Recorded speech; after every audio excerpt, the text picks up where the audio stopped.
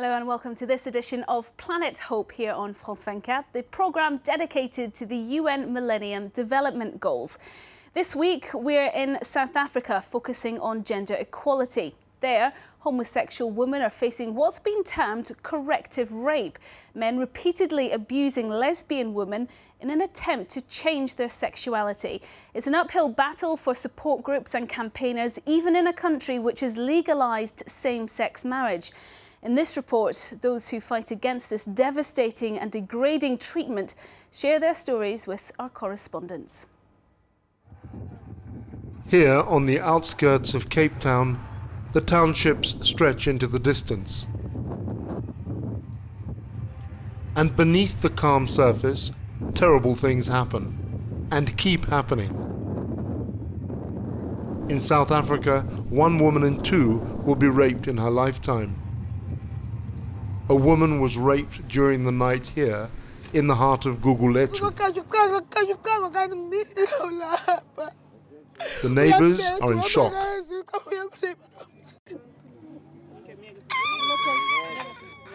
That guy was talking to that lady most, saying you are a lesbian. I want to give you a kid, and today you have a kid. You see, and that guy, I think he did it purposely most. Why lesbians all the time? They're killing us. When is this going to end? When is it going to come? I'm hurt, and it's my friend, I'm hurt. The victim is a former soccer star who has never hidden her homosexuality. Millicent Gaika could have died in the assault that lasted all night. The trauma she suffered was even greater because it was not the first time she had been raped. 4 men assaulted her in 2002. They said they were raping her as a punishment, but also to cure her and to make a real woman of her. He said he will make me pregnant, so that I will give birth, and that then I will understand that I should not love a woman.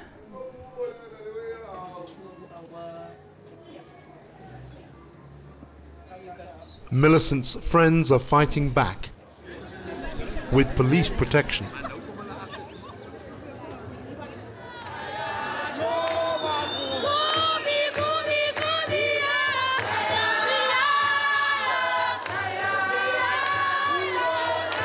They are organising South Africa's first lesbian conference, and corrective rape is on top of the agenda.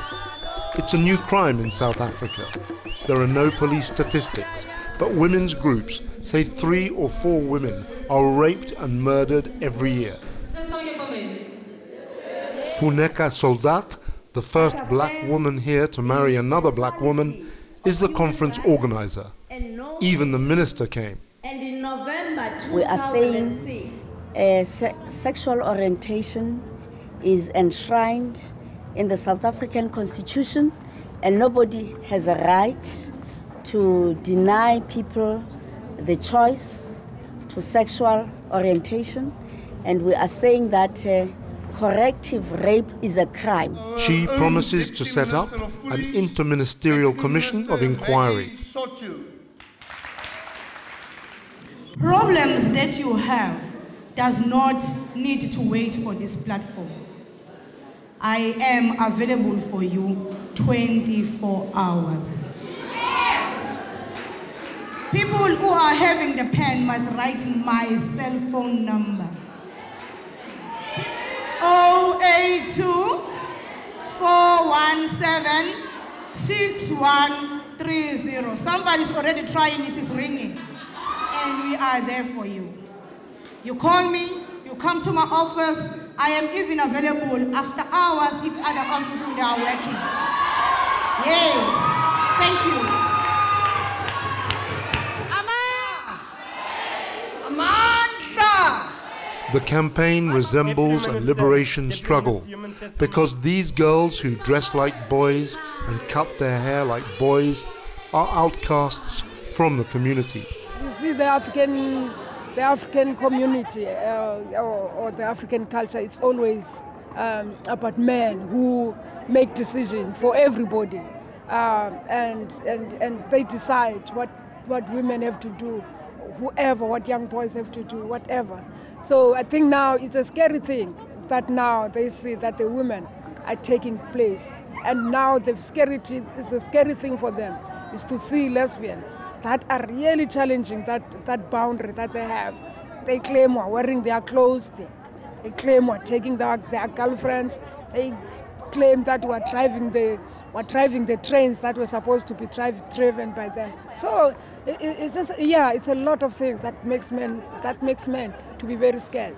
To get her message across, Funeka is not afraid to speak out in public. On the radio, for example, although the feedback is hostile and homophobic. From all the people that have called, only one person who really supported, but the others, yeah, they're on fire. Yeah. The punishment should be strict. Yeah. People should know if you touch a lesbian or a person who lives like this, then there'll be big trouble for you. If that doesn't happen, then they'll be fighting a losing battle. The law must be on their side. It's an uphill battle, but the activists fight on. 31 lesbians have been killed in the past decade in South Africa, but only 5 of the accused were found guilty.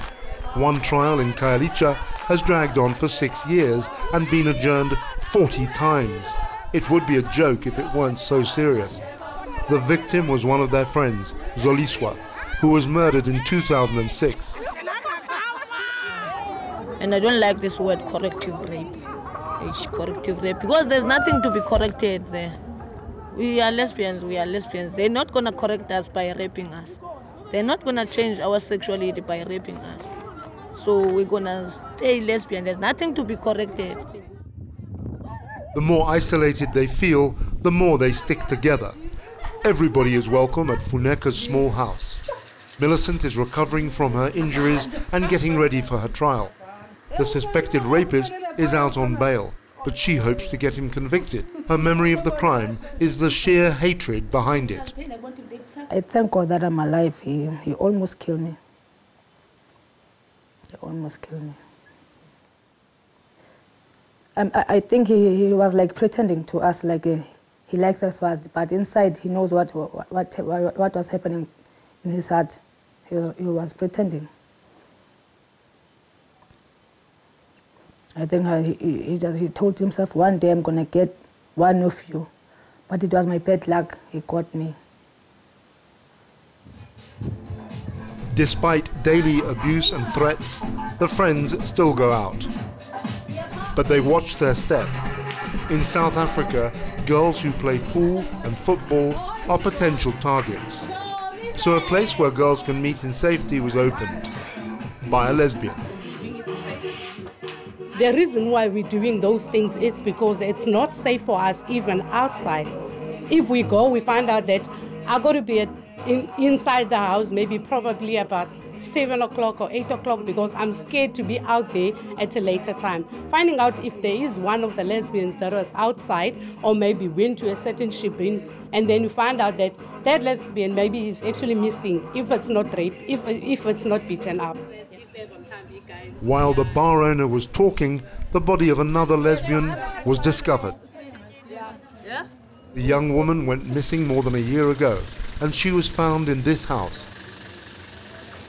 Her decomposing remains at the bottom of a dustbin.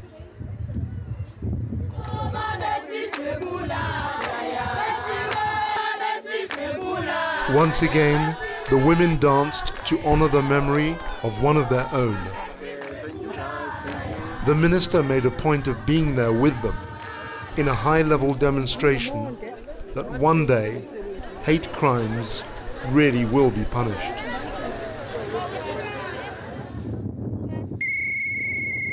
The ball is with the police.